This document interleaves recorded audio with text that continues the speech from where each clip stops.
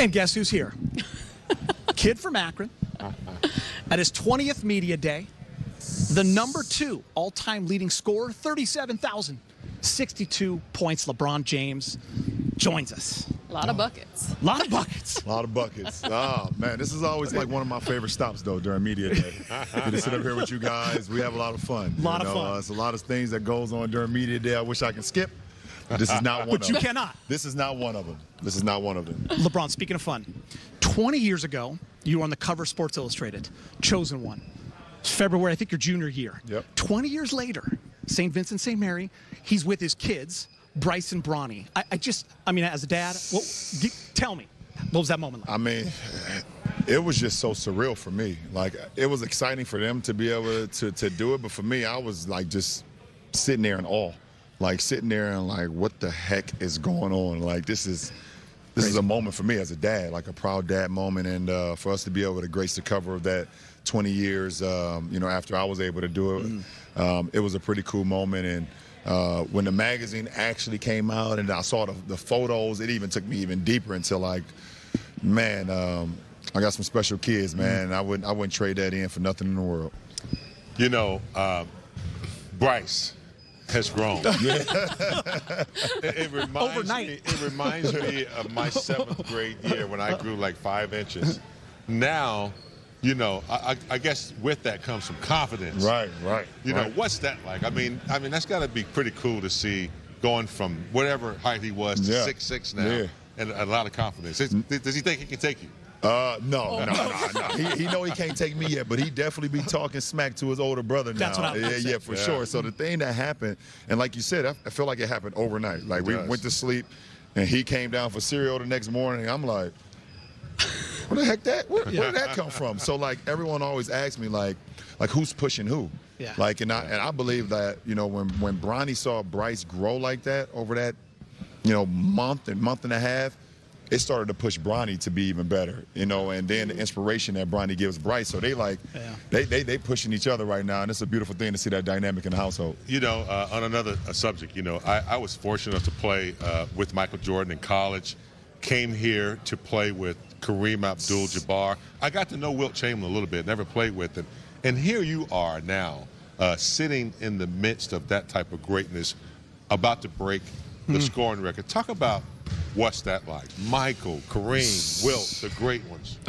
First of all, anytime someone mentioned me with those greats, like you just said, Kareem and Wilt and Mike, it's another surreal moment for me, and like when we started this, I came over, you said the kid from Akron. Like that's the first thing that comes to my mind, because I just start thinking back to me walking the streets of my hometown, and me either playing invisible basketball, as basketball players do, where you're just walking around and you dribbling and you shooting until you don't even have a basketball, you don't even have a hoop.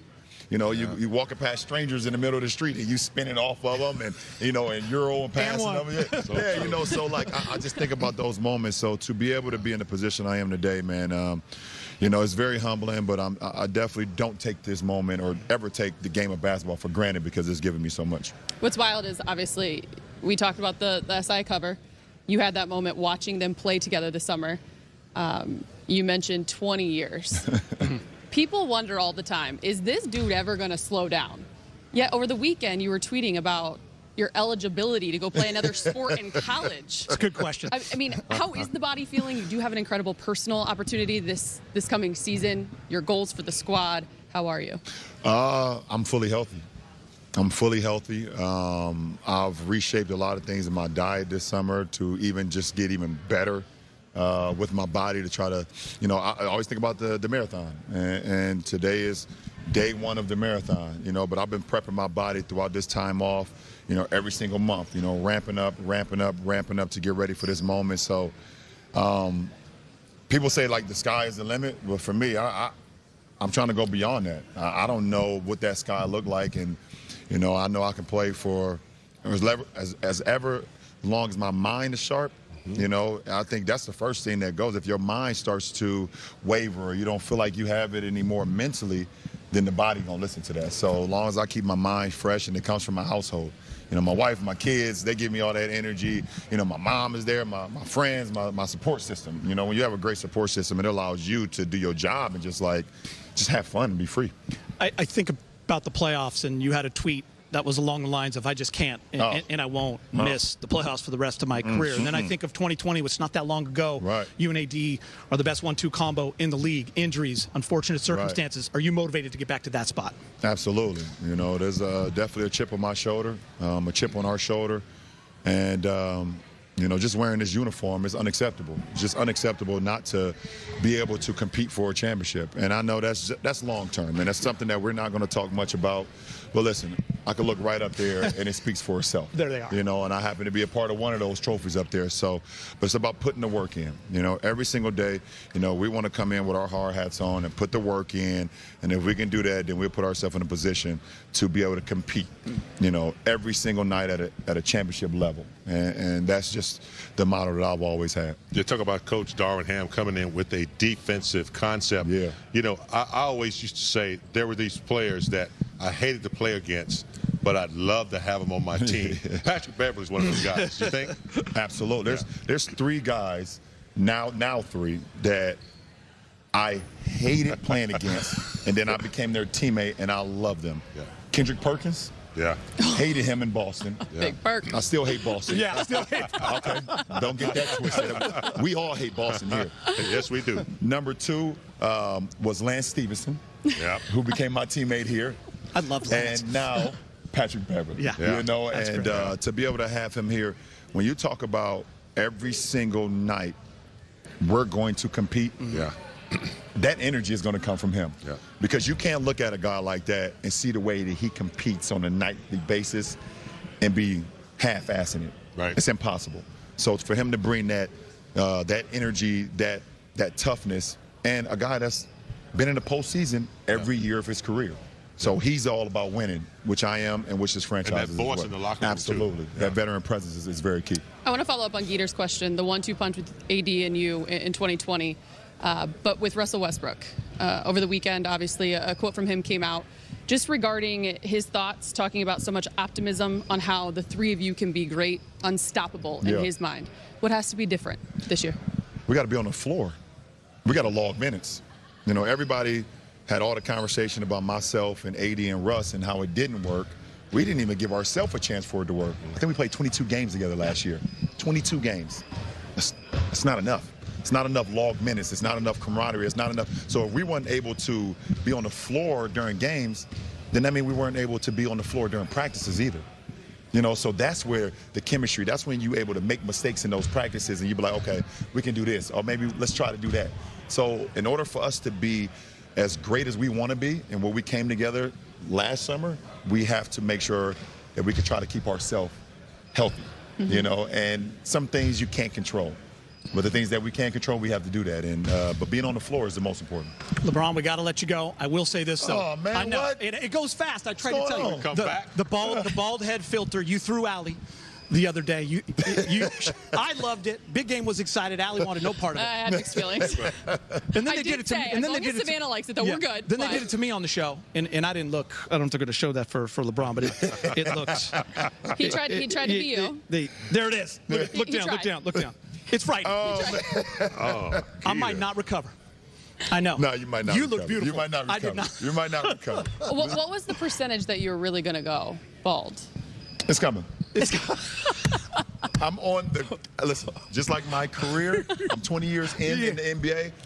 I'm not 20 years more in the NBA, okay? And just like I'm 20 years in with hair, I'm not 20 years. Just keep it low. You So just good. keep it low. Just You keep know, it low. I feel pretty good right now. A lot of people still disappointed. They were like, oh my God, you came to the dark side. It's like, nope, I'm still over here on the light side. I appreciate it. Please know I'm not kicking you off set. I'm sad. I'm sad. But One final? gotta One go. final? He's gotta Can we do go. one final? Uno mas? he's got to go. Can we do one Our boss final? is yelling at us. Yeah. Actually, he's the boss today. Get him one more. One final. Do you know what Usher was doing at 7 o'clock? Do I know what Usher was doing at 7 o'clock on the dot in my drop top? Cruising the street. You should have known better. Yes. You should have known who you're talking Cruising the to. street. He's not mad. He's disappointed. I'm just making sure he's fresh. Just making sure. Come on, Gotta now. make sure. I'm get that. I mean, I'm up at 4:30. I got Yeah. Come on. What a way to end it. Nicely done, partner. Nicely done. Love you guys. All right. Nation, happy to be back, baby. What was your favorite part of this summer? Added another addition to the family. Family's growing. The family's growing. Family's growing. So little boy, girl and 2 boys now. So that's awesome. He's got a team over there, big game. I got a team. I got a team. I'm outnumbered now. We're outnumbered. So amazing. Blessed kids are a blessing. So I'm happy to have 3 of them. Big sis still runs the show. Oh, yeah, she runs the show. Yeah, she runs the show. Okay. Life changer. She runs the whole house. Yeah. That's true. No joke. Yeah, And as a young lady, she will run it for a long time. For a long time. Mine's 32 and 30, so you know what's coming. Yeah. Oh man, mine's turning 15. I can't even tell you guys. ready. All right. Anyway, before we get into basketball, we always like to, what was the summer like? We mentioned Draymond got married. A couple other of your buddies. What were some of the fun things you did? Anniversary trip. If I don't say that, where? Went to Cabo. Nice. Sweet. Went to Mexico. Went to a couple trips. Went to Dominican Republic. Nice. But for me, honestly, like with her being pregnant, obviously you couldn't travel as much. So my focus was on, and for me too, like her telling me, like, no, we're good. You go focus, go in the weight room, get right, get healthy, get ready. I'm on my parade. I don't know. So that's kind of been the focus of my summer, really. So what was the training like? Was anything different? Was there a certain path you wanted to go down? What were you working on the most? I think for the first couple months, the whole thing, Anthony Davis haven't shot a ball since. Can we please address By the way, nobody in basketball does. Exactly. So, but they don't realize that I was still coming off my foot injury. Yeah. Right. So, when you don't make the playoffs, you have a couple more months to get that recovery and that rest. So I used that month and a half, 2 months to let my body fully heal before I got back into training. And that's when the video came out and all this. But wasn't too worried about it. But the process this summer was really trying to get stronger. How do I stay on the floor? How do I be available for my team? And the good thing about it last year was that the 2 injuries that I had, these 2 significant injuries with my ankle, my foot, and my knee. The doctor told me if you didn't train the way you did, I don't know what you did, but whatever you did, the injuries would have been more severe. So that was like reassurance for me, like you're doing the right thing. You're just landing on somebody's foot and somebody fell into it. So did the same exact training and just kind of took it up a notch to make sure that if those things happen, I'm able to, whether instead of 6 weeks, it might be a week or anything like that. So I'm able to recover faster. Really, really fluke injuries too, like away from the ball, stuff like that. They were really a fluke. But talk about, with the new coach and some new additions, especially from the defensive concept. How do you see this team this year as opposed to what you guys had last year, despite the injuries? Injuries were a big part, but defensively, coming back to what you need to come back to. And that's why we won in 1920 with the defense. And defense win championships. Like that's what they say, right? So with D Ham coming in, defense, me, Brian, Russ, you guys are the anchors, Pat Bev, like y'all got to play defense. We can't leave it to these young guys to just do everything, and the young guys can't leave it to us. So everybody as a collective had to focus on defense, and that's kind of been the biggest focus, this summer is just how do we get back to championship level basketball, and that's the defensive end. And I think our roster that we got now, a lot of these guys are defensive minded, and that's only going to help me, Brian, Russ, more. Because now we see these young guys getting after it, defending. If we don't, we sticking there like a sore thumb. So, we want to make sure that we do that as well. And I think that's kind of been the theme of this summer, and it's going to be the theme for the season. I think your first time here, having us being on set with us that first year, you talked about the expectations of first and foremost winning a championship. Check. You also said that you wanted to be Defensive Player of the Year that year. Are there any goals personally for you within the landscape of the entire team, obviously? Which I think I should have been, but... So did we, by the way. So did we. I wasn't going to say it. We debated that on air. We did. Having said that, any personal goals for you going in? Honestly, I like just the past couple of seasons that I've had, I won't say they're bad, but it's not, for me, it's not okay, you know, good healthy. year. Exactly. Yeah. So my personal goal is just, one, as much as I can play all 82. And then 2, get back to the level of basketball that I know I'm capable of playing. Which is being the lead and dominant. Which is not 20th ranked player. Exactly. Yeah, I don't know. Oh yeah, I was going to say something about that. We don't really pay that much attention to rankings, but boy, when they rank it like that, you got to say something. Yeah, Kobe had a video. Kobe video says it all. Yes. Right. Yeah. Kobe had a video that says it all. Exactly. But and then if I do that, I think the rest take care of itself. If it happens, it happens. But like I said, my ultimate goal is, I'd rather have a championship than defensive player of the year, and I'd rather have those. But like I said, my personal goal is to be on the floor for every game, and getting back to the dominant elite basketball player that I know I am capable of being. AD, I'm curious, and you shed a little light on this a year ago. When you go through the last couple of years with major injuries, when you are able to play, did it affect you mentally, or how you played, or how you attacked because you want to stay on the floor? Did it change anything for you? A little bit. I started getting in my own head a lot, especially when I came back from the foot. I was in the air and came, so it's like when you jump, you're like, I don't want to go that high. I'm scared that I might re-injure. That was a thing as well. And people don't know, I had my wrist tape too. I fell on my wrist in Philly, and sprained it. And I was playing through that all season. So now my shot wasn't where I wanted to be, but I wanted to stay on the floor. I wanted to play. So all that's just going through your head, and start losing confidence because the shot's not falling. Shot terrible from the line, which I never do. So it's just a lot of things going on internally. But like I said, that's the past, and now we're ready to get rolling this year. Yes, it's hard when you're 90%, 95%. You do think about it. I remember I had an ankle sprain, and I was good offensively because I knew where I was going. But as soon as somebody hit me with a little fake and I had to react spontaneously, it's tough. So I see what you're saying. So coming this year, a clean bill of health. I love that. Stay on the floor. We know you dominate. So let's go get it, man. I just think it's going to be a good year with the additions you guys have made. So good luck, man. I'm excited. Good luck. You're looking good. I feel good. From the freeway, we see you over there. He does look good. The freeway. Alex, do you want to close it like you've been closing? I just have 2 really quick. Yeah. It's a hard-hitting question out there. Who has the better Ruffles chip? That's not it's not. Hitting. Yeah, it's easy. The lime and jalapeno. Whoever got lime and jalapeno, I forgot who the guy was, but that one. It's light work. Yeah. Shout out. You're welcome. Teach you up. Number 2. Do you know what Usher was doing at 7 o'clock? Yeah.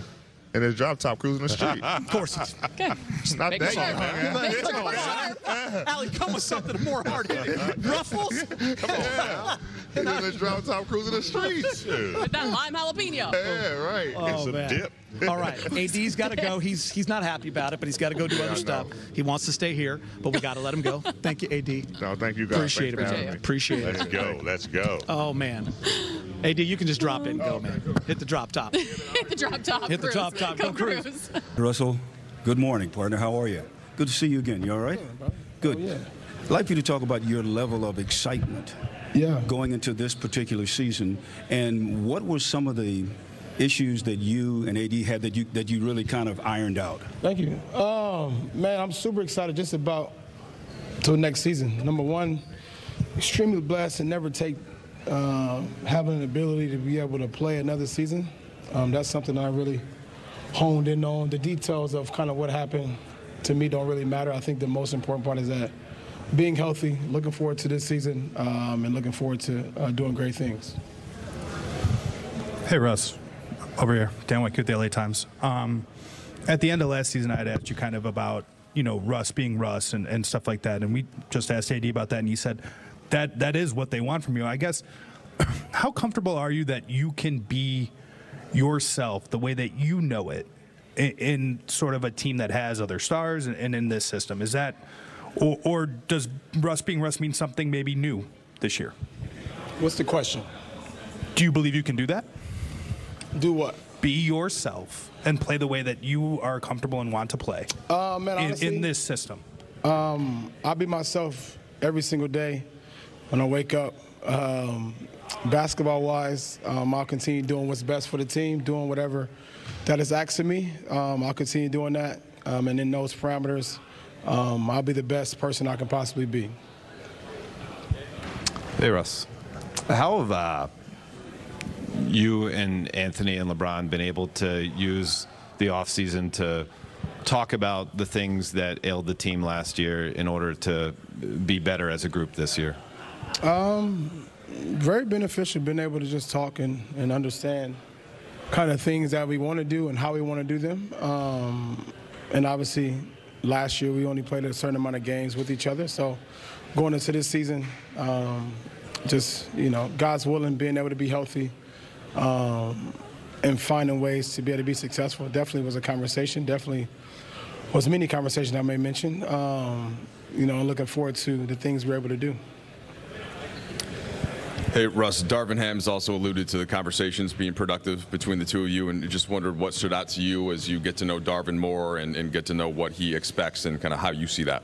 Yeah, man, we've, me and Darvin been in communication since day one, since he's gotten the job and talked about so many different scenarios and different things. Just being able to connect with him right away is extremely important to me, just to be able to have that connection, and I'm looking forward to seeing that play out as the season goes along. Russ, I think it's pretty well established that there's no guaranteed starter at point guard right now. Does the prospect of competition make you feel invigorated? Do you feel like you should sort of have a grasp on that starting role? How are you feeling about the possibility of I like that, competition? Man, I think I'm just excited to get on the floor, excited to compete, excited to play. I'm looking forward to just start of the season. Whatever unfolds. I'm just happy and blessed to be able to go play a game I love again. Yeah, Russ, you said you're buying into the Lakers. Do you think the Lakers are buying into you? Do you think the Lakers want you here? I mean, whether that they want me here or not, it doesn't really matter. Honestly, my job is to be a professional, show up to work like I've always done thus far, do my job the best way I know how to, and that's it. I mean, we all have jobs that sometimes people at our jobs don't like us or don't want us there, as you guys probably can attest to in any other job across the world. And as a professional and as a working man, I have to do my job and do it the best way I know how to be able to support and take care of my family, and that's what I would do.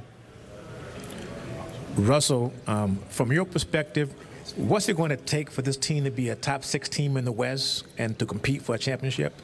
I don't have that answer right now, but I do know just competing. We compete. The rest of the stuff will take care of itself. Thomas, I'm glad you're here. I've wanted to ask you this for a long, long time because I covered you your first year at the Lakers. You shot a couple threes back then. Now your shot is legit. Like, when did that transformation take place?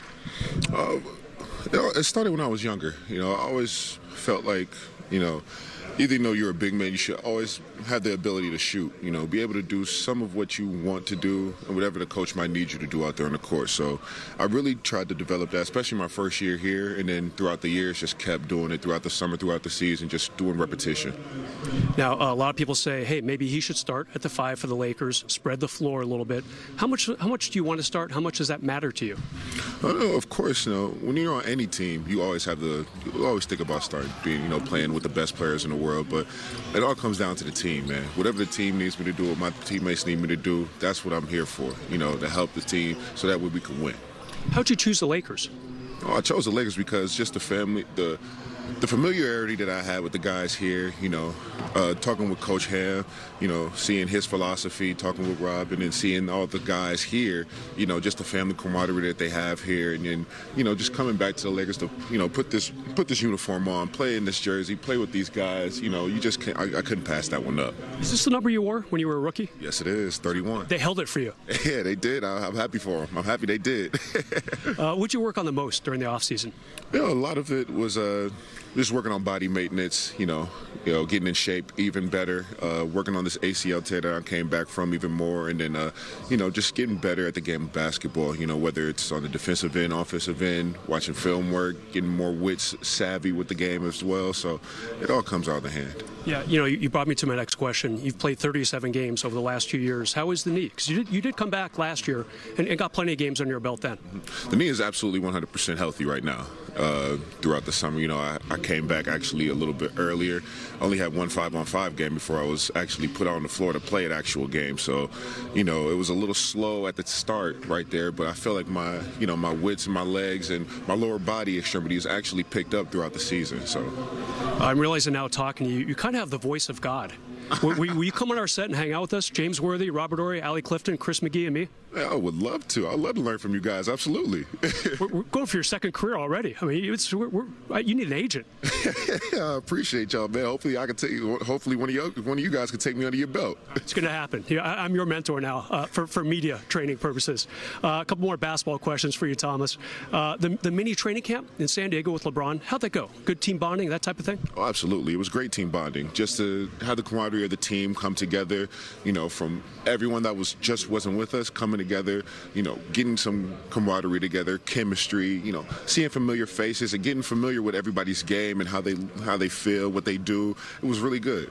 How did LeBron look entering his 20th NBA season? Look just as good as his first year, man. The man is absolutely down pat. A great example for the young guys, especially me coming in, to just see a guy of his caliber still working like it's his first year in the league. It's absolutely amazing to see. AD and Russ, everyone wants to know how those guys look. Oh my God, looking extremely amazing, especially AD. Russ has looked fantastic throughout the whole summer. I've seen him throughout the summer multiple times, and he looks fantastic. So does AD. Fantastic. You're going to be playing alongside him. Is that kind of cool after all these years going against him, so to speak? Oh, absolutely. It'd be pretty cool to play with these guys, man. Just after seeing them on TV, playing against them a few years, for me, I didn't have that special time to be with Russ when he was in Washington too because of the injury. So now it feels great to to be able to finally say yeah, I'm playing with Russ now. Sir. And you had the basketball in your hand over here, and you were smelling it. You can't wait to get back out there. Oh, is that what was going on over there? Yes, I'm obsessed with the game. Absolutely.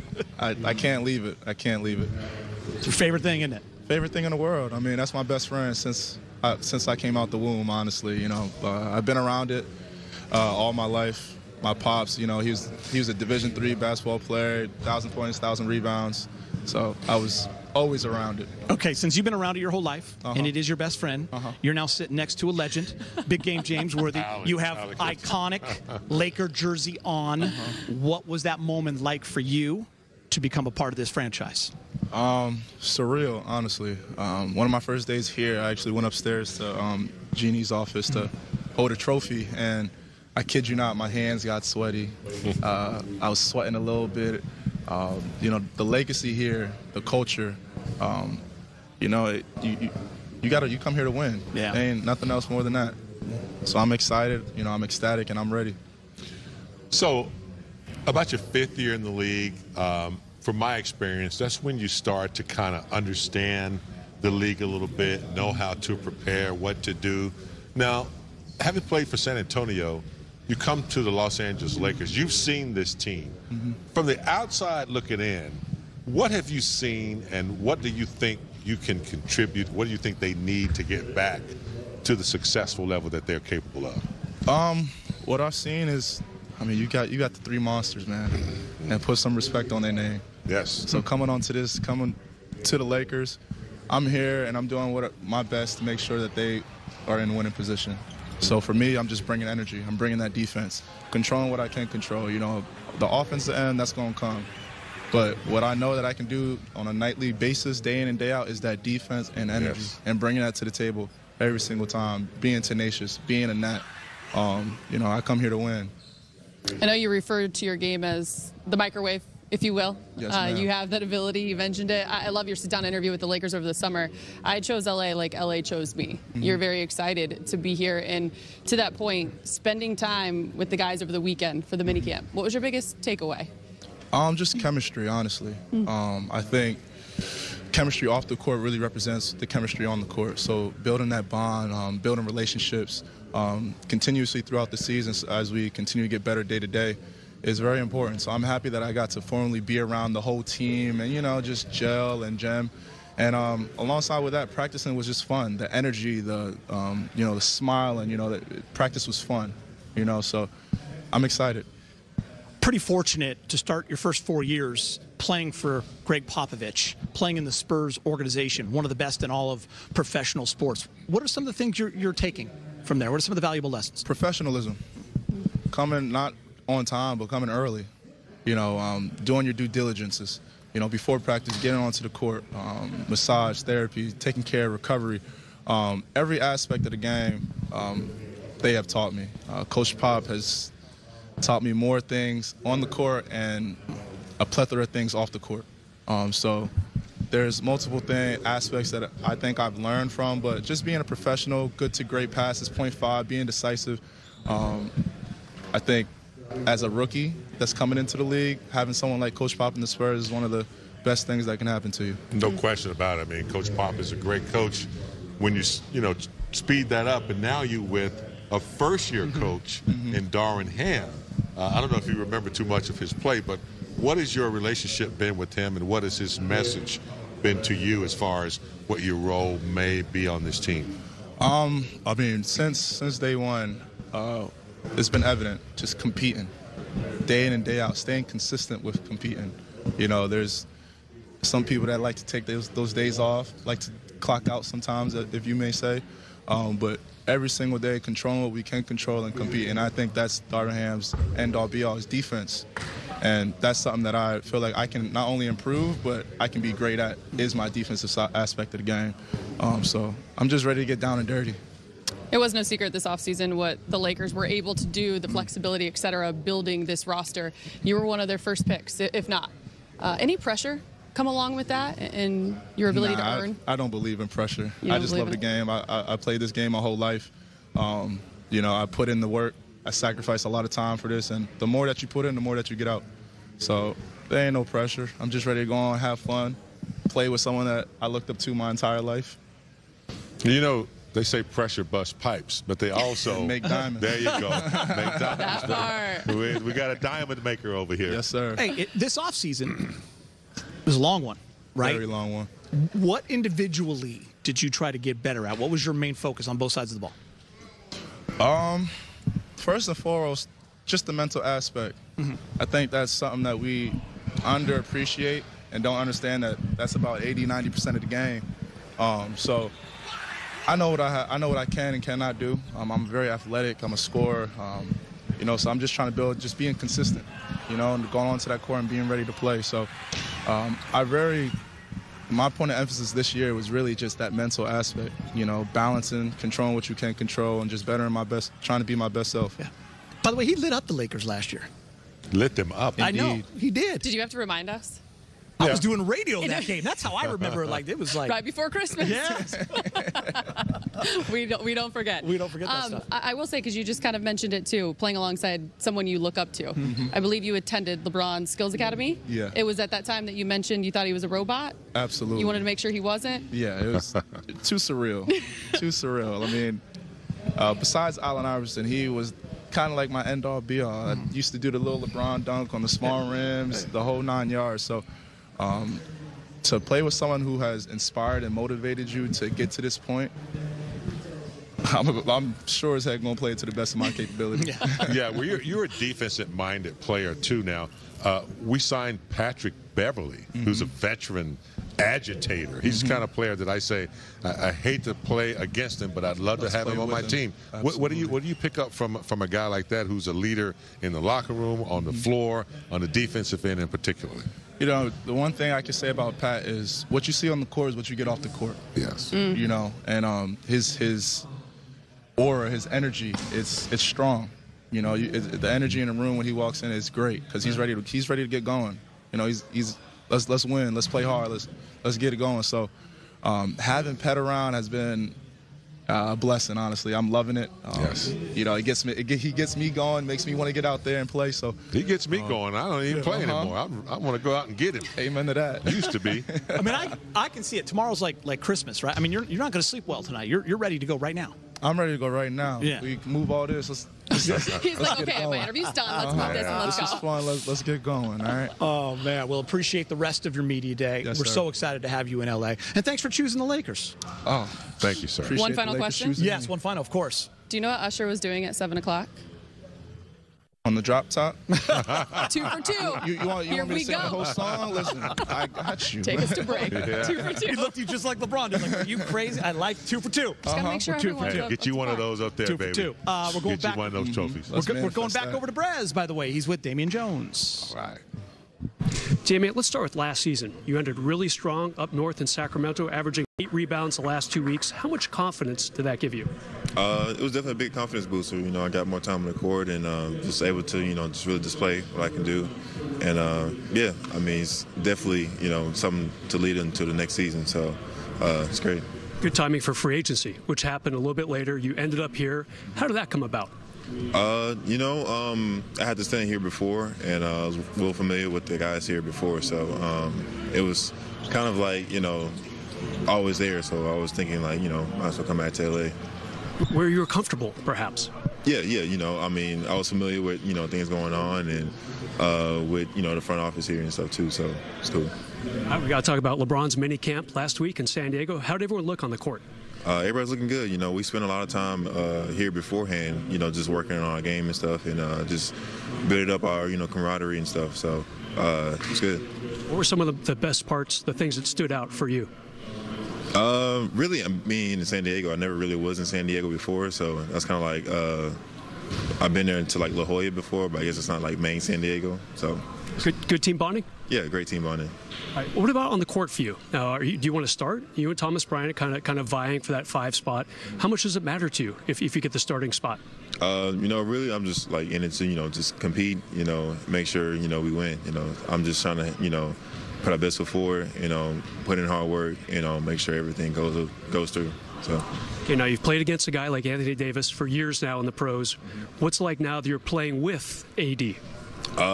I mean, it's a load off of me, you know. I don't have to guard him in games, so that would be great, you know, just having that superstar player with us. So it'd be great, and just to learn from him too. How's he been looking?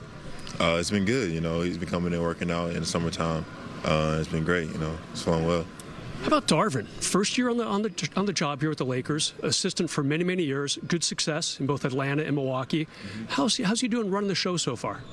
It's been good, you know. Just, you know, everything's like, you know, everything's like timely. Everything's like really set. So that's great. And then, you know, he has his principles that, you know, he's instilling, and I think everything should flow well. And winning a championship for the Golden State Warriors, dream come true, I would imagine. Yes. Juan Toscano-Anderson. How you doing? I'm well. How was your better. summer? My summer was amazing. Championship summer. It was amazing. Favorite part of the celebration? The parade. No, Best that thing. wasn't it. Then the parade. I can't be mad at that either. That was great. The celebration with Steph that went viral was pretty cool. Yeah, You and Steph had a great relationship. Yes, that's a great guy. It was a pleasure to play alongside him. But before we get to basketball, I got to ask you, how was Draymond's wedding? Amazing. Best That looked wedding fun. I've ever been to.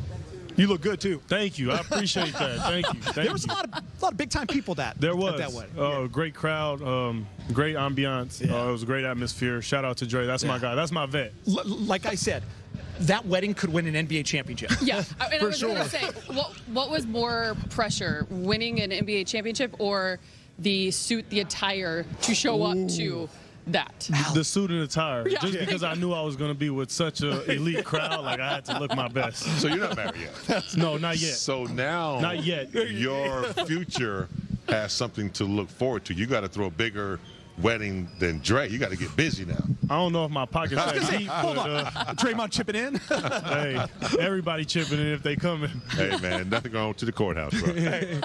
By the way, and it was Draymond Green, as we kind of segue into Laker basketball, that went on his podcast and mentioned how much he loves you, but also said he thinks you will be a great fit for this team. Oh, He wow. says they need a guy like JT. The things he does on the court, they need that.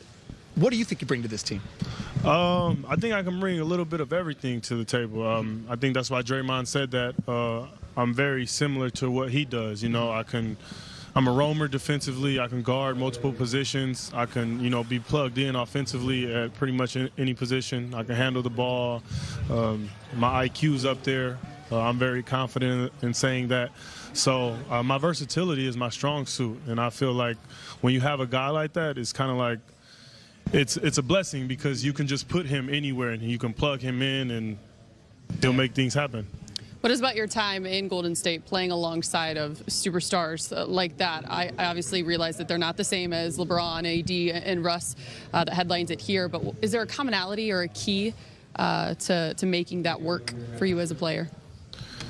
Yeah, I just think it's the approach to the game, you know, understanding the game, being a student of the game. You know, whenever you reach the point where you think you know everything, then you've lost. And so I just think being able to learn from them, watching them on a day-to-day basis, their approach to the game, you know, the camaraderie they built, their, you know, ideologies in the locker room, on the floor, all of those things matter. You know, I see a lot of those similarities. In my short time here, I've seen a lot of those similarities from, you know, the guys here, building camaraderie, their approach to the game, you know, being professionals. And this is a championship mentality, you know. What's been your relationship with Coach Ham? This is his first year here. What's been his mission, his communication with you as far as what the team needs and what he expects? Well, he's, you know, defense. Huge emphasis on defense, and I think that's right up my alley. You know, I love to play defense. I absolutely love playing defense. There's nothing more that's more satisfying than, you know, stopping a guy from scoring. You know, especially these guys in this league, very talented, best guys in the world doing what they do. So when you can get a stop, it's very fulfilling, you know, and just stacking good plays on top of good plays defensively. And so, you know, he's always emphasizing that. His energy's great. I love it. You know, going back and watching film on him, he was a monster. Yeah. You know, dunking on guys, you know, physically overwhelming guys. And so that's something that, you know, I want to take upon and, you know, add to my bag is, you know, being more physically overwhelming and, you know, building my defensive presence. Patrick Beverley said the same thing. And you know what he does on the court. What's it going to be like partnering up with him sometime when you're going out to lock up some opponents? For sure. I mean, not to keep harping on, you know, Draymond Green, but that's something, you know, I learned from Draymond. You know, Pat brought him up too. We were on a string. You know, when I was able to play with him, it was just kind of like we didn't miss a beat. You know, he would have my back, I would have his back, along with the other guys on the floor. But I feel like when you have a defensive-minded guy on the floor with you guys, it's like music. It's like dancing. Y'all just figure it out together, and I'm super excited to get out there with him. Yeah, he did say that. What was his quote? Yeah. There's only two of him, their style. It's him and Draymond in this league. We're different, but there's two guys. Well, see, not yet, because I ain't earned my stripes in this league yet. Say now there's three. You know, I'm aware of that. I'm still a guy trying to, you know, establish myself in this league, but once I do so, you know, or once he sees me on a day-to-day basis, I think he'll retract that statement and say there's three guys. Love it. Hey, everybody's competitive too, right? Like, how motivated are you for people to know who you are, not just a member of the Warriors team, but a guy in this league that's going to last and play for a long time? Well, I'm extremely motivated. I mean, that's how I got to this league after so many years of playing overseas in the G League is just, you know, that self-motivation. But, you know, after winning a championship with Golden State, I don't want people to just talk about that part of my life. Like, I want to come to L.A. and people to say, oh, you know, he brung winning culture with him. He brung a competitive spirit with him. Not only that, like, I actually want to win another championship, especially for an organization like the Lakers in a city like L.A. It doesn't get any better than that. So is that why you wear 95 to remember where you're from? Yes. So who supports you? All that stuff? I wear 95, so my grandpa came over to the States about in 1940s, 1950s from Mexico as an immigrant. He bought a home on 95th, and we still have that home, and that's our home base. That's where everybody in my family has lived at some point in their lives, and so that was my way for my family to feel a part of my journey. You know, you can give your family money, you can give them tickets, this, that, and the third, but 95th means everything to us, literally everything to us. That's where that's our roots. That's where we started, you know, Toscano family. So it was an easy way for me to pay homage to my family. Have you written a book yet? Not yet. Because that's, I mean, I'd like to read it. Just from that little passage right there. I appreciate there's some great stories like that need to be told. I got some ideas in the works. Go get them. Shout out to my agency. They were all right. No, it's for sure happening. Special. Juan, it's not every day that someone gets a mural in LA, and you yourself, before even rocking the purple and gold, have that. What was that moment like for you to see that? It was an incredible moment. There's two sides to that coin because you want to indulge in that moment and you understand how special it is in a city like LA. I mean, look who I'm sitting next to. You know, there's so many great players that have come through this organization. But on the other side of that coin, like the people who made that mural, I want them to be proud of making that mural. The people who came out to support me, you know, and showed up for that mural revealing, I want them to be proud and continue to be proud. So I put a little pressure on myself, like, I want to play well. I want to play well for, you know, myself first and foremost, but also Laker fans. Like I said, this organization is different, and I'm understanding of that. You know, watching the Legacy documentary and stuff like that, I'm learning a lot more about, you know, the Lakers organization, their history. But I grew up a Kobe fan, so I have a good feel of, you know, what this organization is about, you know, what it means to the city of LA. So I'm understanding of what it means to have a mural in LA. It's not every day. Not everybody gets a mural in LA. Being the first NBA player of Mexican descent to win an NBA championship, what does that mean to you and your family?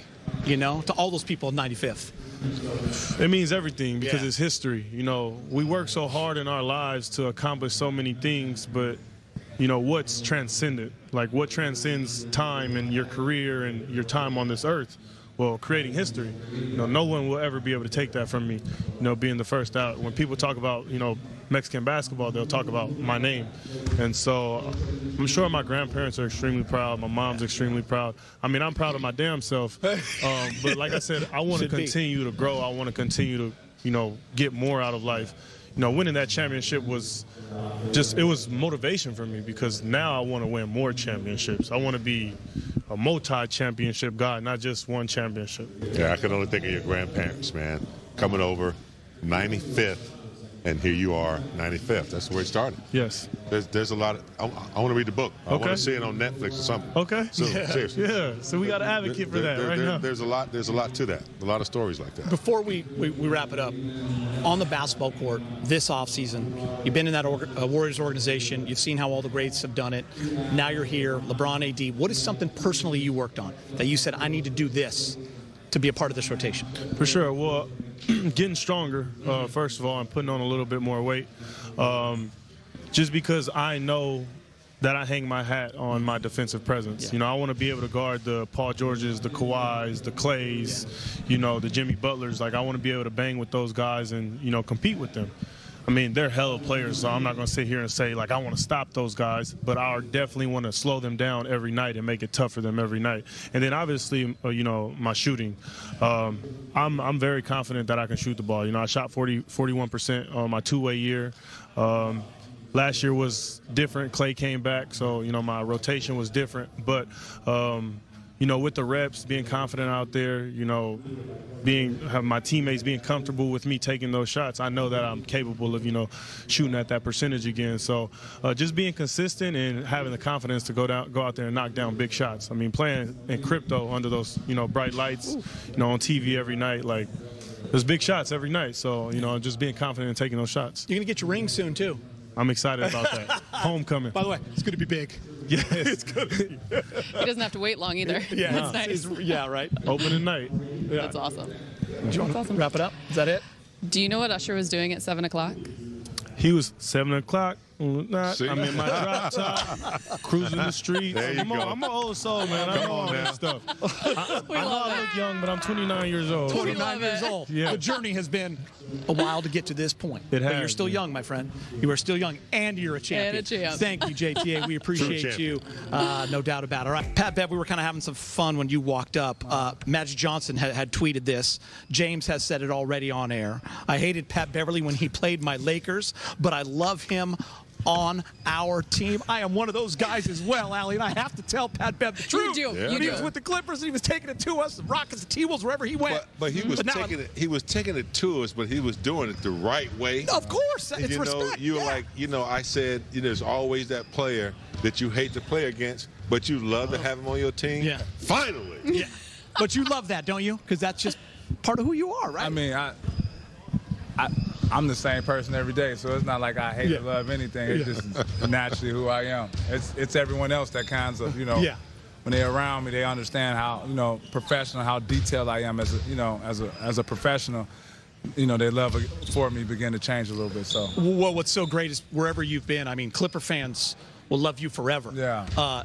Minnesota, even though it wasn't a long period of time, touched that city. Yeah. You guys did great things. Houston, too. Yeah. What's been the reception with Laker fans? Because I feel like all my friends who are like me, all are so happy you're here. No, it's been love. I mean, it's been really like borderline famous type stuff. I go front. But just walk around the city, the amount of love and respect people show throughout the city. Even when I'm on, going back, the way my kids get treated now, obviously in grade school. No one's picking on their dad being, so-called trash. Everyone likes him. He's a legend. That's how it goes. From the outside looking in, you've seen this team from the Clipper perspective everywhere you've been. Yeah. Now you're in here. What does it need? What does it need to turn around? What do you see as one of the missing pieces they need to get back to a championship form? I think more like obviously what people, what I provide for a team obviously doesn't go on like the stat sheet all the time. Mm-hmm. But, when it comes to camaraderie, I'm that guy. We land in the city, everyone meet at the same, my room. We go high, we go chill, we go watch film, we go watch games, we go order food there, we go chill. We come in, hey, everyone needs to speak, say hello, give somebody a hook. Like, stuff that people don't talk about is what I bring. And wise man told me the more you can evolve as a human being, everything else will evolve in, your life, friendships, relationships, your profession. And that's all I just try to see. It's more than playing the game. It's never the game. It's more. You're right. There's a stat sheet that doesn't show that, and I love that you bring that to the table. Michael Cooper was that guy. The intangibles, a voice when you need it, when you're riding on the bus and you're having some issues, someone can speak up and say something. I love that about you. Remember the play? Remember the play? He slapped the ball out of LeBron's hands. We thought it was off Pat Bev. It wasn't. It was off LeBron. Those kind of plays. Not really in the stat sheet. Until this moment, I said it's still off of him. Until this moment. It's all right. I'm kidding. Having said that, before looking ahead to this season, listening to your interview upon your introductory press conference a couple weeks back, you gave out the perspective and you understanding the approach of what have you done for me lately. Yeah. Can you take us back to that moment in Minnesota? It was a viral clip, obviously, your celebration. It was very genuine. It was incredible. A lot of people didn't think it was. What did that They do never for won you anything. at this point of your career? You got to understand, I've been through some trials and tribulations, and everyone has. You know what I'm saying? Everyone has. So my story is not bigger than anyone else. But, to be on the team, you literally gave, blood, sweat, and tears to. You go in there and you ask for, some type of extension that you want to be part of, a so-called family for a long time, and to come in and and beat them and literally 6-7 months later, I felt like with the biggest joy. And for me to write down a goal on my wall and write down a goal in my coach's office, a goal that's very hard, a goal that talking about Minnesota, we won 52 games last year. So to have that and to write down your goal, I don't know where to be the best.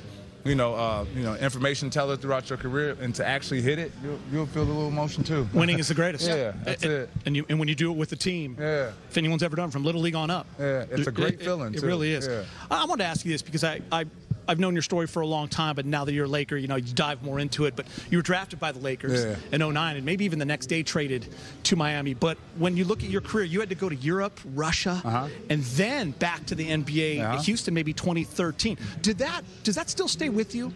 All the time. Yeah. Did that shape who you are? Yeah, for sure. Yeah. And if I was to do it again, I'd do it exact same way. Yeah. I think. Why is that? Most of my longevity, me knowing how to play the game of basketball, the angles for screens, the routes I need to take if I'm, dribbling the basketball, all that I learned in Europe. So it's no surprise why most of the European basketball is catching up nowadays. So that's no surprise.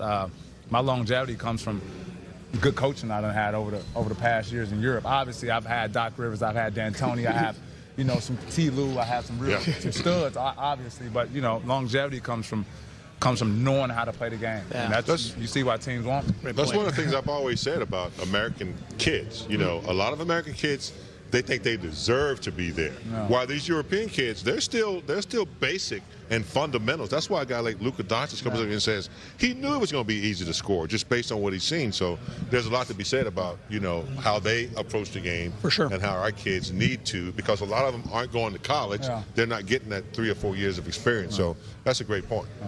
Pat, the intensity that you and Russell Westbrook have shared over the years as opponents, well documented.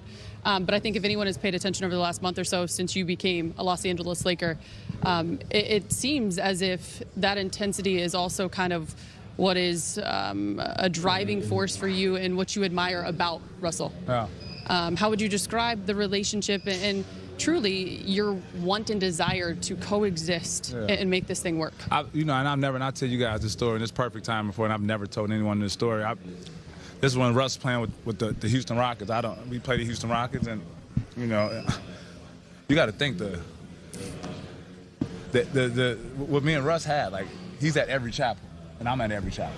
So, like, the fuel starts there. Like, I'm trying to get right with Jesus at the same time. You know, I'm looking at his slides like, hey, man, why his slides look like that, you know? So when we play Houston, you know, he comes to me during the game like, yeah, man, I got your sister courtside tickets, but I'm in so much game mode. The only thing I hear is my sister. I'm turning around like, hey, what the fuck's going on? You know? So the play comes down to the free throw line. I absorb what he says. I look at my sister. She's on the floor. He gave her seats. Don't know me from a can of paint. This is a story he hasn't told. I haven't told. You know. And next play, I go to him during the game, free throw line. Hey, you know what? That's real as fuck. That's real. That's real. You did that. Yeah. And from that point on, if it was if I was to name a best friend, so far I've been on the team 4 weeks, 3 weeks, whatever. But if I was to name a best friend, it'd easily be him. Easy. We work out together, we lift weights together, we chat all the time. Easy. It's great. Yeah, Thanks for sharing that story. No problem. But that's usually how it goes, though, you know, in life. Yeah. That's usually how it goes. Yeah, I loved what you said when you talked to the Laker media. First of all, everyone was kind of sitting there, and you fired everyone up. You said, hi. Yeah. Let's get back. Yeah. For some reason, people in L.A. don't like to speak for some reason. I don't know why. We really like that. Two of us love it. But you had the funniest comment. You're like, they mentioned about you playing with AD and Bron. You're like, well, they get to play with me too. Yeah. And it struck me, like, what is exciting for you about that partnership with these guys who you've competed against, superstars of the game? Yeah, I mean, it's only two people that do what I do. That's me and Draymond Green. Yeah. Mm-hmm. And obviously he has way more championships than I have, and so his is kind of pushed on a different pedestal than mine, but it's the exact same thing, you know. Yeah. So, like, obviously I have my own personal identity. I have my own personal legacy. I've never missed the playoffs, you know. So I've took 2 teams to the Western Conference Finals, like, you know. Yeah. So I have my own thing that I go home and I sleep with. Like, I have to do this, I have to do that.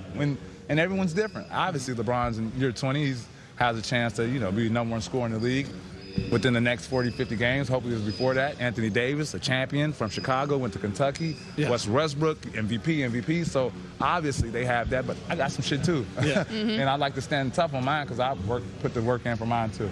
So that was my feeling behind it. Yeah, it doesn't matter about what you've achieved.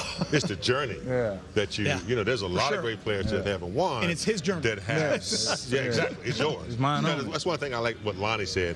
He said, look, Beverley, what you see on the court is what you see off the court. And that's the beauty of a player. Nobody's more excited than Big Game. He asked everybody who sat here. You got that Bev on your team. I appreciate that. I said, you know, when he was playing on other teams, I was like, damn, he get ready to lock somebody up. But most of the older people who played and who understand, like, winning basketball, how the game was played back in the day, it wasn't about, okay, yeah, you score your 30 and win. It was, man, what can I do to impact winning every night? Every night. That's right. You know, and people who played the game at a high level, they understand that. You wear number 21. Number 21 for us was a guy that did it every night. Michael Cooper.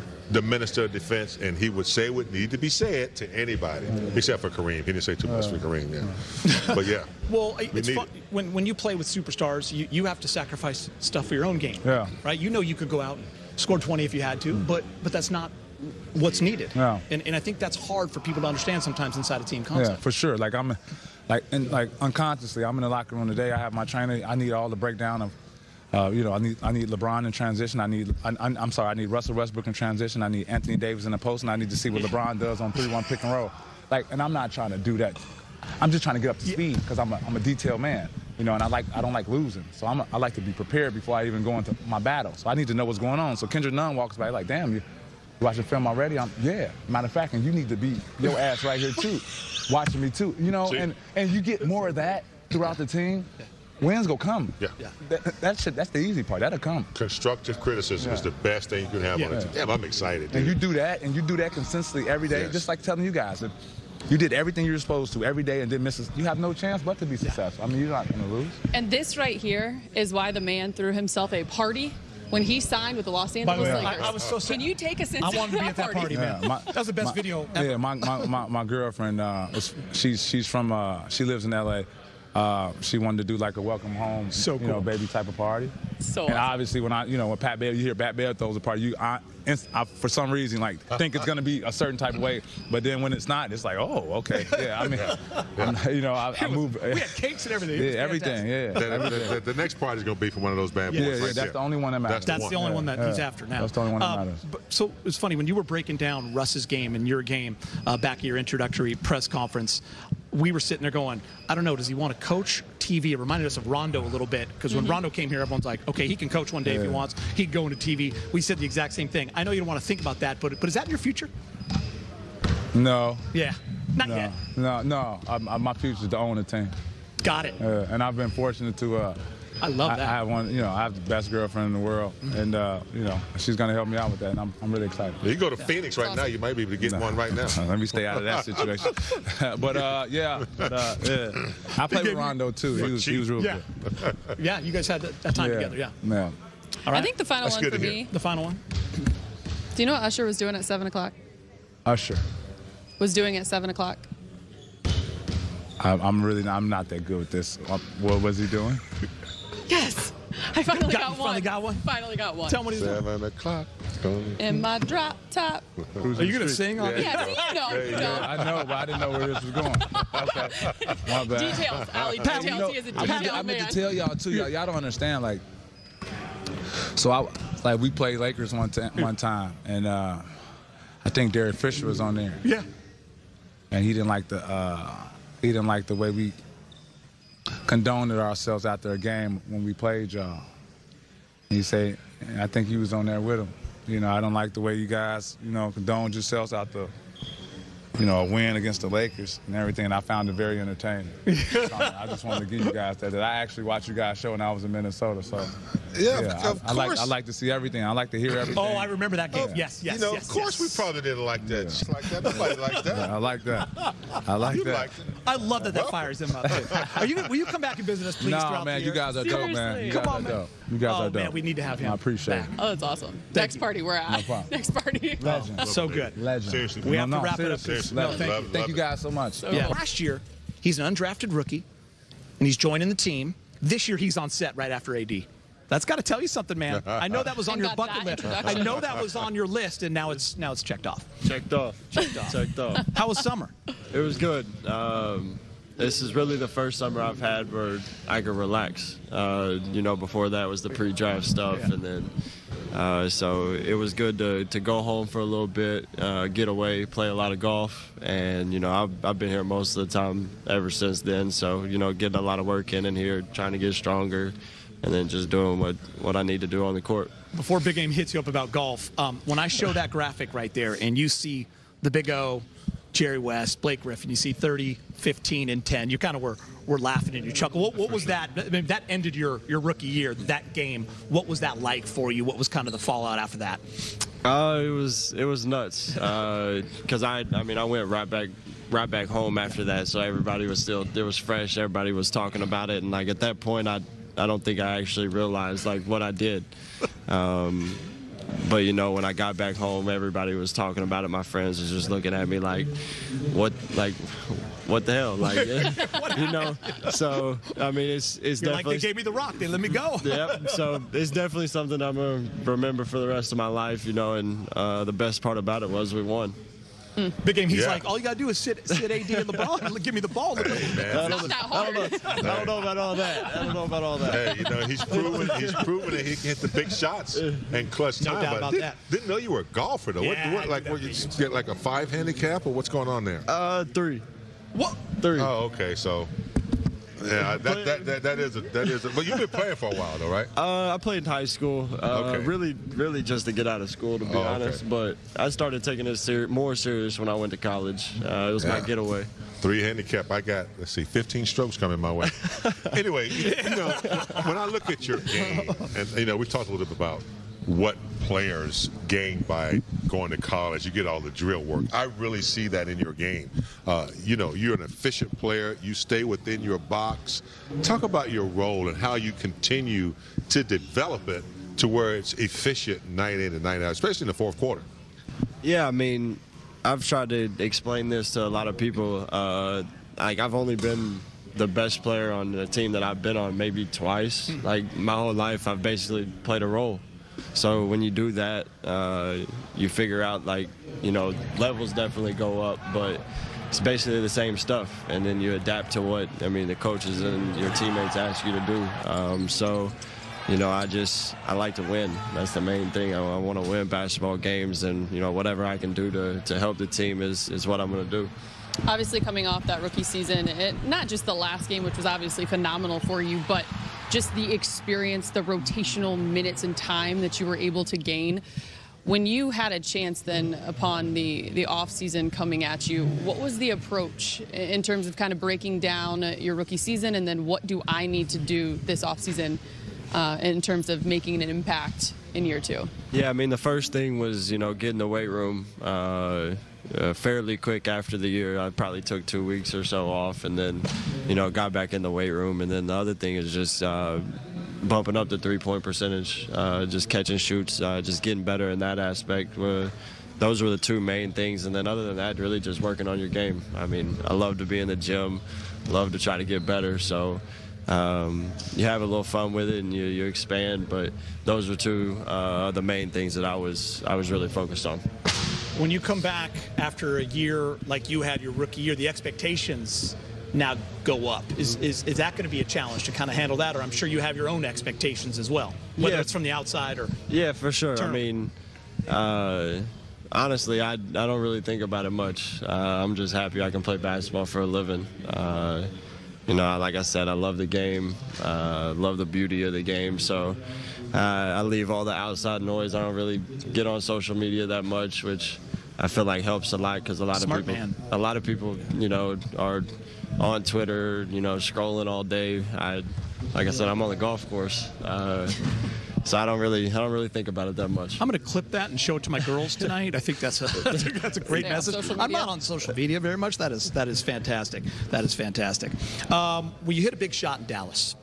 We've aired that. We've talked a lot about it, but now we have you kind of sitting with us. I know it's last year, but as Big Game said, that this man likes to hit big shots. What was that moment like for you?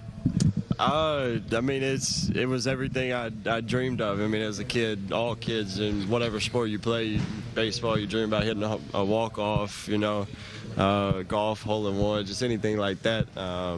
It was special. Right before it happened, I was actually talking to someone on the bench at Dallas, and they said something like, "Oh, you don't want it."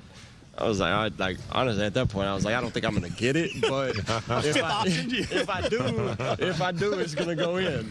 And, my favorite part about the whole thing was how the team embraced me. I grew up watching all these guys, trying to, be like them in the backyard, and for them to treat me the way that they treated me was really special to me. All my friends back home were going nuts. It was a lot of fun. And like you said, I like taking big shots. It's the beauty of the game. Well, when you become a member of Bel Air or Riviera or LA Country Club or Hillcrest, you need a caddy, man. Just give me a call. I'll be around. I played Riviera probably a week ago. Yeah, not easy. You got beautiful course. Beautiful course. That Kikuyu grass will get you if you don't watch sure. out. And the greens are small and somewhat unreadable, but still, with a 3 handicap, you can get it done. How many rounds a week are we talking? When I'm home, I'll play every day. Out here, 2 to 3. Yeah, I love it. Do you know the Emmy Award-winning show on our network, Backstage Lakers? You know Backstage Lakers, right? Yeah. we have a feature idea. You and Big Game on the course. Hey, whenever. No, I got a better idea. He's got, what, 7 aside? I got a better idea. There used to be a show called Golf the West. Yeah. Back in the 80s, and all you did was go around all over Southern California and play with the pro and sell the course. I think in the off season. That's what I'm seeing. I'm Great idea. going to plug you for that one. I'm there. Yeah. I'm there. Anything to do with golf, I'm there. Golf the West, and we can do it right here on Spectrum. Right here. I'm selling it right Original now. content right here. Yeah. Right here. All right, that was great. Thank you so much. We appreciate having you, man. It's No, been for sure. Appreciate y'all. It's been awesome to see the rise of Austin Reaves. Welcome to Media Day, your first one with the Lakers. How weird is it for you? You grew up loving LeBron, your favorite player. Now you're on the same team as him. Yeah, I think it's actually crazy because like now that we're teammates and I'm older, I don't really like look at it weird anymore. Like I feel like when I was younger, I used to kind of like dream about it, but like now it's one of those things where the respect level's there and we play with each other and stuff like that. I've been in the league. It's my 5th year, so it's definitely a dope experience and I'm looking forward to it. So. How was the mini camp in San Diego, the one he sponsors every year? Yeah, no, it was dope. It was really good. We got a lot of team bonding in, a lot of hanging out, just building that chemistry, getting used to playing with each other on the court and stuff like that. So. How does he look on the court? Entering his 20th NBA season. Yeah, no, he looked great. It was actually funny. I was messing with him. I was like, "You look light on your feet, man," and he was like laughing with me, like, "I feel good." So you always love to hear that from him. How do you feel like you're going to fit in with this team? You averaged 16 minutes a game last year for Chicago. Very good team.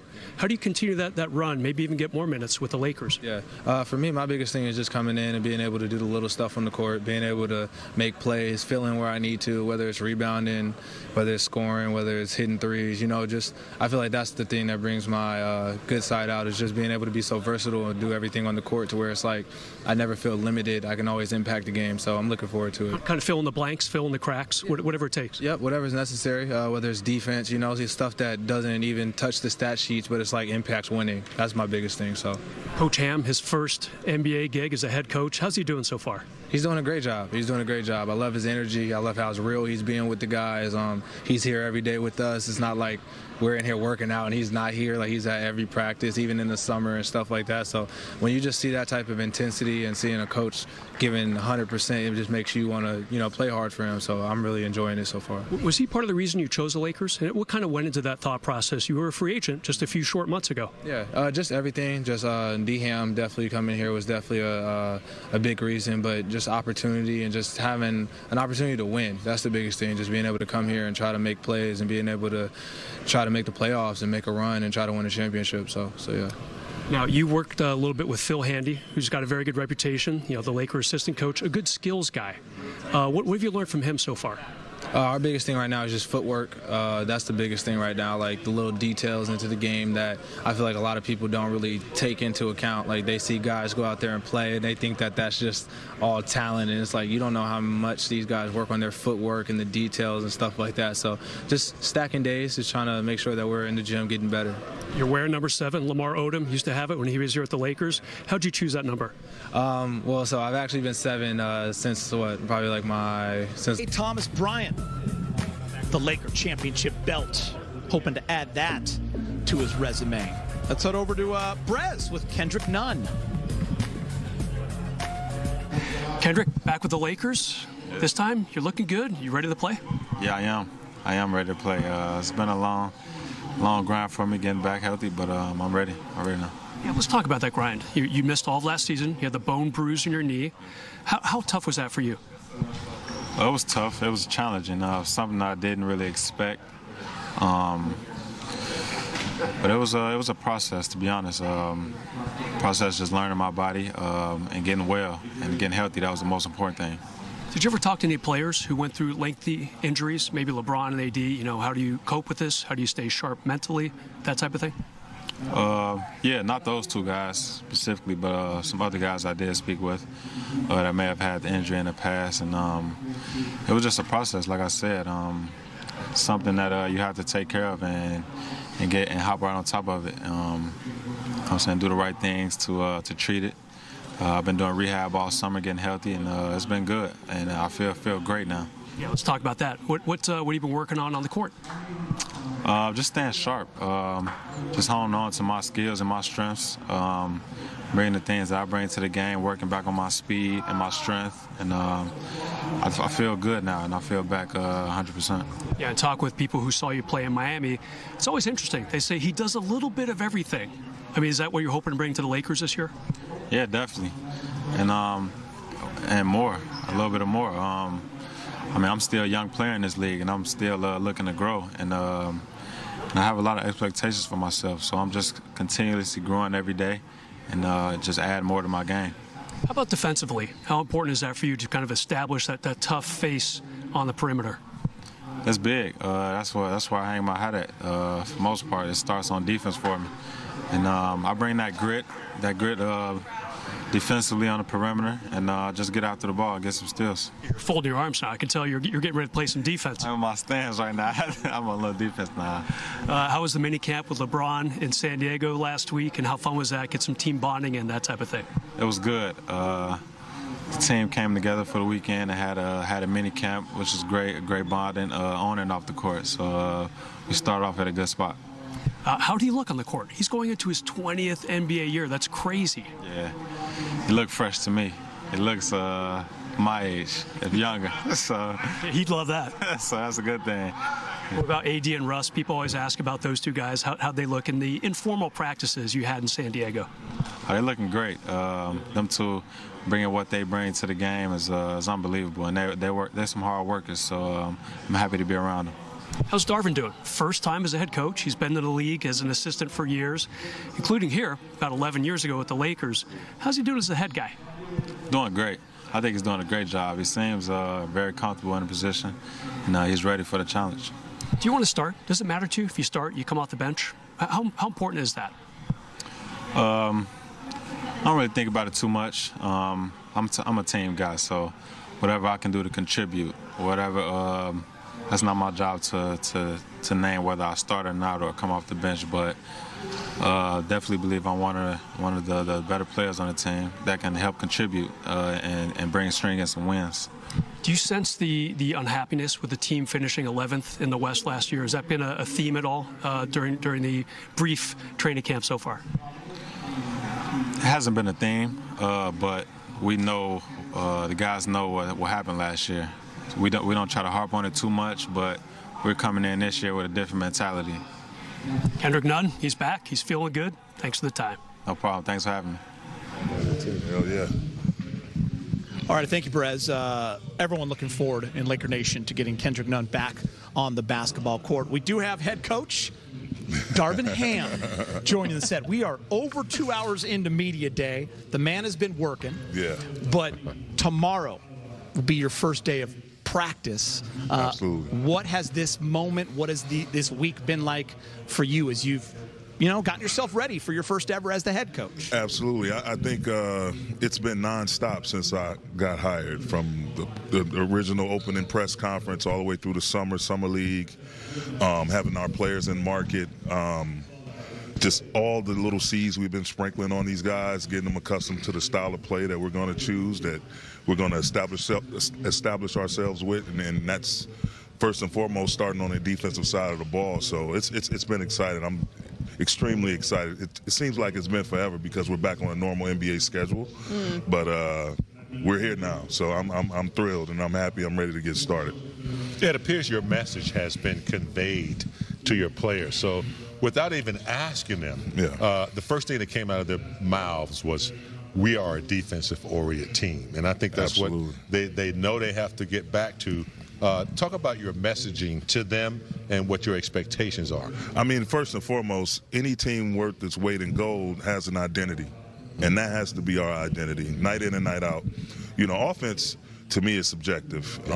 That's depending on who your star players, who your go-to guys are, it just determines what type of scoring team you're going to be and your spacing and all of that. That's more built around a specific model of players, and obviously we have Bryant, AD, Russ. So I'm not worried about the offense, and we got a number of capable guys up and down our roster. Defense, to me, though, however, is objective. What's the object? To contain the ball, contest shots, control the glass.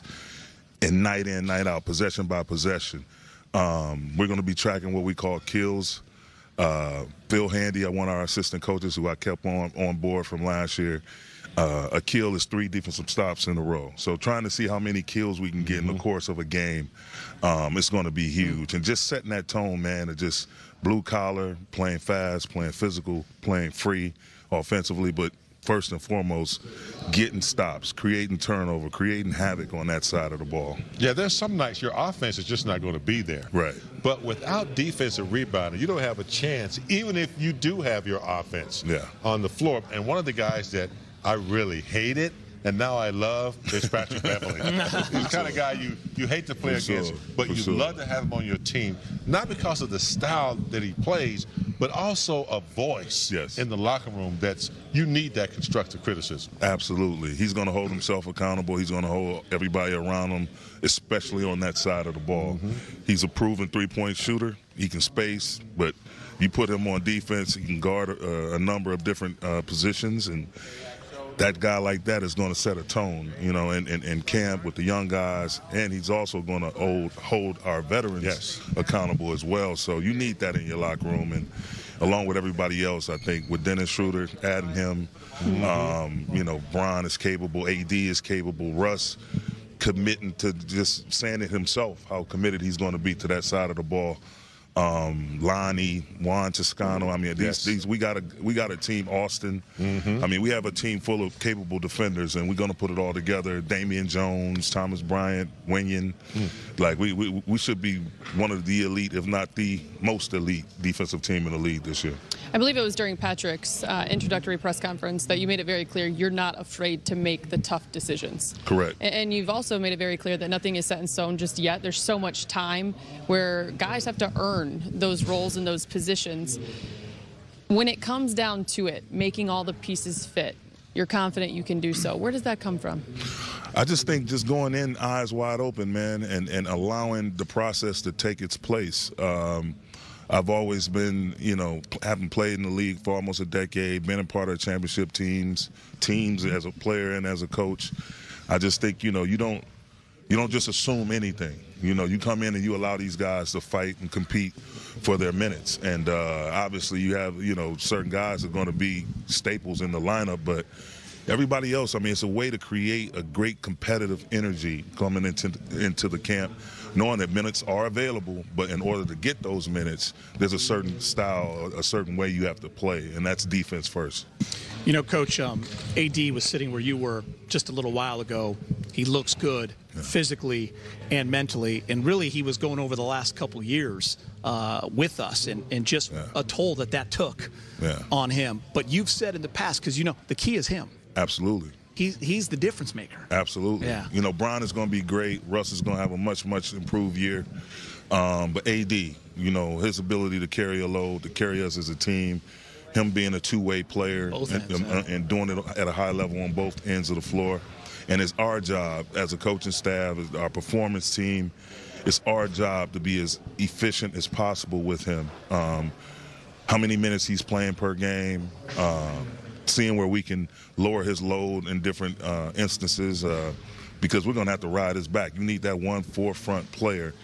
Bron, as great as he is, this is his 20th season. So we want to be able to have these guys get, especially Bron in particular, to get better and stronger as the season gets longer. And AD, again, us being efficient, once again, just taking good care of his body and being efficient with our practice time and our workloads, it's going to allow him to be the best version of himself. And the last time we saw that, they won a championship in 2020. No doubt. You called this a full circle moment earlier this summer when you were named head coach. About a decade ago, correct? 2011, 13, those seasons? 2011. What is it you're excited to have Laker fans see, just about whether it's your style or your pride representing this organization? Just how we're going to attack this thing like gangbusters, man, defensively. I really, it's when you see your home team and your state representing the city, the state, the league, around the league as a whole, you see guys out there competing their behinds off, diving on the floor, getting hits, being physical, getting defensive stops, and then, the offense will flow as it may. But when you're a fan and you're watching that team that's out there busting their butts, you feel proud. You feel like your money was worth it. The thing we cannot do, and that's going to be unacceptable, is not compete. we have to compete. We have to be one of the most, if not the most, competitive team in the league in terms of how we approach the game, how we approach that side of the ball defensively, how hard we set screens, how hard we run with our running habits. Like, we have to be the most competitive team in the league. And when you're doing that, everything else will fall right in line. Preach. Preach. That's nice. Amen. I have a question. Silly. I want to know if you can share with us, what do the first few days of training camp look like? I mean, I think everyone comes out so excited. The starters, but what are the first few days? If you can share, is it kind of a build-up to the competition part? Or I mean, we come out. Defensive principles? Yeah, we'll come out. We'll set up our principles again. Our thing is to get better every day. That's our mantra. Just daily process. The daily process leads to progress. Defensively, like the words I mentioned before, contain, contest, control. Contain the ball. Keep the ball in front. Do away with all the blow-bys that's killing your defense, causing your defense collapse, and now you're giving up shots at the rim, shots at the three-point line. So we got to contain the ball. Be better individually with individual pride, keeping the ball in front. Then contesting shots everywhere. It's not how many shots you give up. Teams are now built toward the three-point line. Everywhere, corners, wings, up top, they want to play pick and roll and get open threes. We got to make sure we contest shots. And last but not least, control the glass. Get hits, put bodies on bodies, no leak outs, all 5-game rebounding. And then offensively, again, playing fast, playing physical, playing free. We have a 4-out, 1-in system. We're going to have an immediate threat at the rim at all times. And again, our running habits, the pace we set with our running habits, allowing us to play faster, opening up the middle of the court for our smalls, for Dennis, for Bron, for Russell, and physical, setting good, hard, clean screens, good cuts, scoring cuts, pounding the offensive glass. And just having fun. And, you know, because it's a freestyle. It's a freestyle of play. And I think the players so far have enjoyed in their workouts and everything else playing this style. So you ready to play right now? I'm excited because these are the type of conversations that I've had with, you know, some coaches in the past. I mean, Pat Riley was always, you know, no rebounds, no defense, don't win. Right. So all the principles that he's talking about is why we have so many championships up there. So, hell yeah, I'm excited with the additions, a new coach who understands, you know, he's not too far removed from these young guys. So the communication is, I'm loving what I'm hearing from everybody that's been up here. And Coach, you've been upfront about it. You've been asked about it a ton of times today already. You've had a lot of conversations with Russ. Absolutely. And your expectations are big. Absolutely. And the same for Bron and AD and everybody up and down the roster. You know, when you hear the word sacrifice, people tend to see that word as, now I have to give up something. No, it's adjusting. You know, doing other things. How many plays can you make without the ball in your hands? How many times can you get your teammate an open shot just by running and being disciplined in your running habits? How many times can you cover for your teammate defensively? Being there, because don't get me wrong, we want to keep people in front, but it's the NBA. The score is not 0-0 for a reason, right? People are going to get downhill on you. We have to have everyone on the string. We have to have everyone covering for one another with the baseline help and that guy that's backing him up. And if we have to scramble and get hits and small guy putting a body on a bigger guy to get the rebound and just fight tough and be together on the same page. Togetherness, competitiveness, togetherness, and accountability. It's what we started it with. So, and that's going to continue through and through. You got that right here. I did. I wrote that down. So I had your back, and then also facts over feelings. Facts over feelings, man. My favorite. Yeah, Mine facts too. over feelings, man. Coach, she's dropping that to me in the hallway now. Like when I get my feelings hurt. Facts over feelings, okay? Yes, Back indeed. up. Having said that, we had him on the podcast this summer, and, you know, obviously he broke a backboard. And I believe it was against UNC, correct? Yes, it was. Did you know that? NCAA tournament. I was not there. That must have been Sam Perkins in those days. No, it's Antoine James. Antoine James, you got it. Man. Oh, I love it. Well, thank you, Coach. That's awesome. We appreciate it. Preseason's right around the corner. Yeah, man. I'm looking forward to it. You guys get ready to be proud. Be ready to be Big proud. Big preseason. You don't have to carry yet. It's I know we work. I'm ready. Okay, he looks like he's ready. You know, for October when 3rd. our fans hear this type of messaging, get ready. It gets them excited because that's what they want. They want accountability. They want defense. They want effort every night, and I think that's what we're going to get this year.